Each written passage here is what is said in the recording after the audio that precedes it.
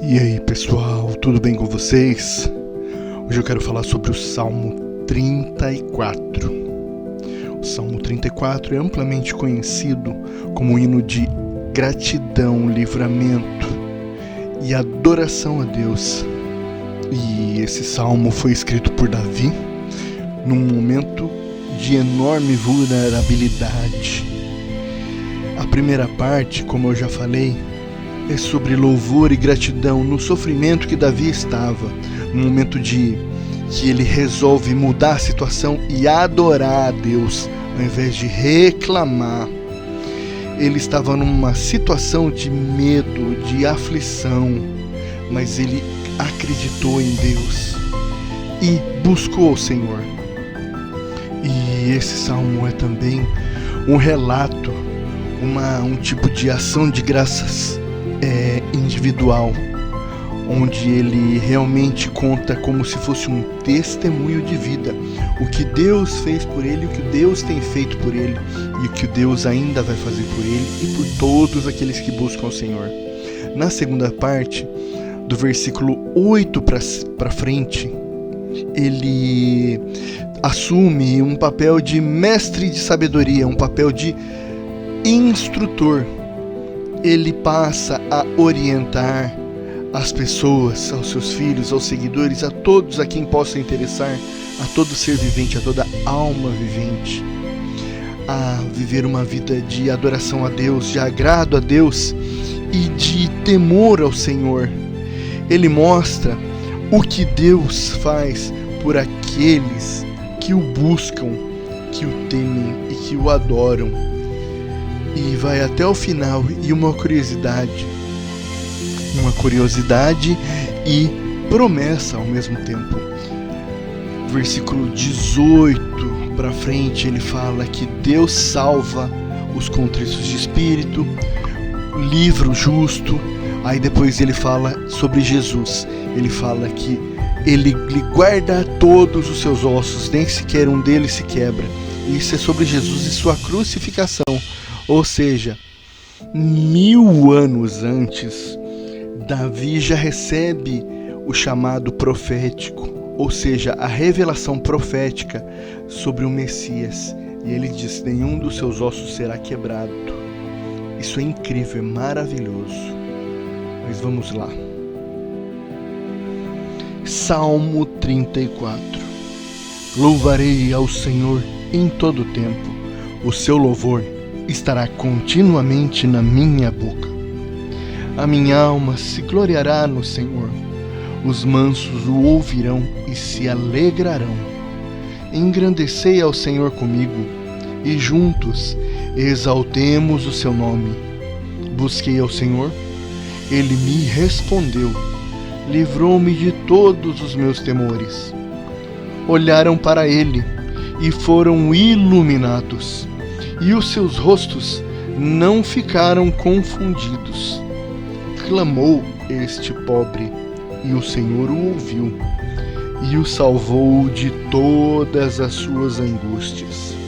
O anjo do Senhor acampa-se ao redor dos que o temem e os livra. Provai e vede que o Senhor é bom. Bem-aventurado o homem que nele confia. Temei ao Senhor, vós, os seus santos, pois nada falta aos que o temem. Os filhos dos leões necessitam e sofrem fome, mas aqueles que buscam ao Senhor, bem nenhum faltará. Vinde, meninos, ouve-me, e eu vos ensinarei o temor do Senhor. Quem é o homem que deseja a vida, que quer largos dias para ver o bem? Guarda a tua língua do mal, e os teus lábios de falarem o engano. Aparta-te do mal, e faze o bem. Procura a paz, e segue-a. Os olhos do Senhor estão sobre os justos, e os seus ouvidos atentos ao seu clamor. A face do Senhor está contra os que fazem o mal, para desarraigar da terra a memória deles. Os justos clamam, e o Senhor os ouve, e os livra de todas as suas angústias. Perto está o Senhor dos que têm o coração quebrantado e salva os contritos de espírito. Muitas são as aflições do justo, mas o Senhor o livra de todas. Ele lhe guarda todos os seus ossos, nem sequer um deles se quebra. A malícia matará o ímpio, e os que odeiam o justo serão punidos. O Senhor resgata a alma dos seus servos, e nenhum dos que nele confiam será punido.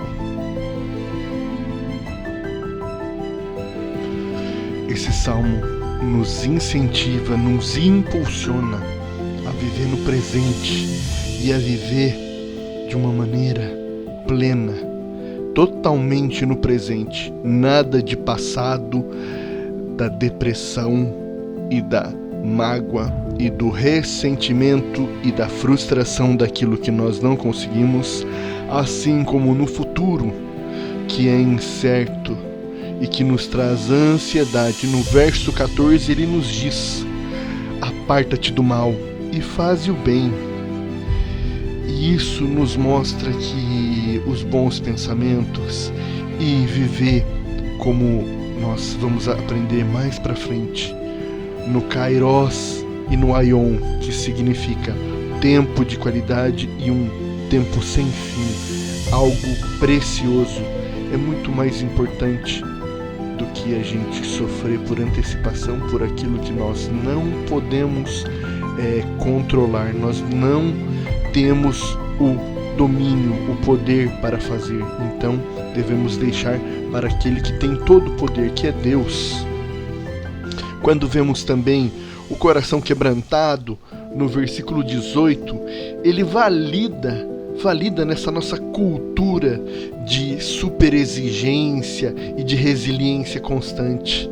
Nós somos validados de que nós podemos falhar, podemos até cair, mas quando estamos mais vulneráveis, o Senhor está presente, está conosco para nos consolar, porque Ele está perto daqueles que estão com dificuldade. Ele não nos abandona. Nós devemos sempre entregar tudo a Deus, trocar o lamento pela adoração, focar em fazer aquilo que está no nosso alcance agora e buscar a paz sem pensar nesse futuro que ainda não existe. Devemos sim planejar, mas devemos nos entregar a Deus e confiar, porque Ele pode, Ele tem todo o poder. Deus te abençoe, meu querido, e até a próxima.